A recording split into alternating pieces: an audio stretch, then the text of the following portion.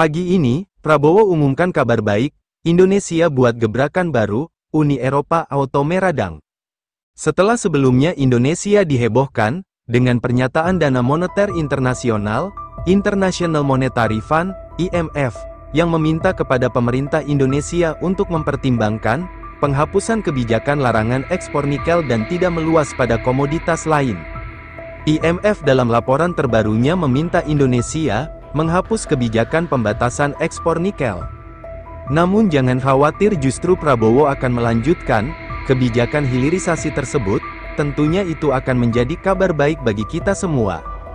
Karena dinilai akan merugikan Indonesia, permintaan tersebut tertuang dalam dokumen IMF Executive Board Concludes. IMF secara tegas meminta, kebijakan hilirisasi, terutama nikel harus berlandaskan analisis terkait biaya dan manfaat lebih lanjut.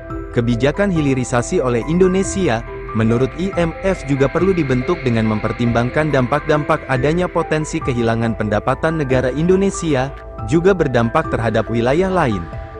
Dengan demikian, IMF menilai otoritas harus mempertimbangkan kebijakan hilirisasi dalam negeri, harus dihapuskan atas beberapa alasan, yang memang didasari atas aduan Uni Eropa ke WTO. Uni Eropa belak-belakan kerugian yang dialami akibat larangan ekspor ini cukup besar.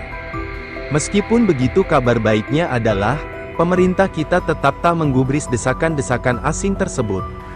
Sedangkan Menteri Investasi, Kepala Badan Koordinasi Penanaman Modal, BKPM, Bahlil Lahadalia menyebut, kebijakan hilirisasi dan larangan ekspor nikel yang sudah dilakukan pemerintah sejak 2020 lalu telah berhasil menguntungkan hingga 30 miliar dolar atau setara 450 triliun. Lalu Uni Eropa mengumpulkan semua stakeholder agar Indonesia mencabut larangan tersebut, termasuk dengan mengumpulkan bukti kerugian industri mereka akibat kebijakan ini. Indonesia sebenarnya sudah kalah akibat gugatan di WTO, namun Indonesia mengajukan banding. Atas dasar Indonesia hanya memaksimalkan pengelolaan SDA di dalam negeri, dengan tujuan bisnis yang lebih menguntungkan. Hal itulah yang jadi pertimbangan alot di WTO. Sepertinya Eropa sudah terlalu lama dan nyaman menikmati bahan mentah RI, dan sekarang era tersebut sudah berakhir.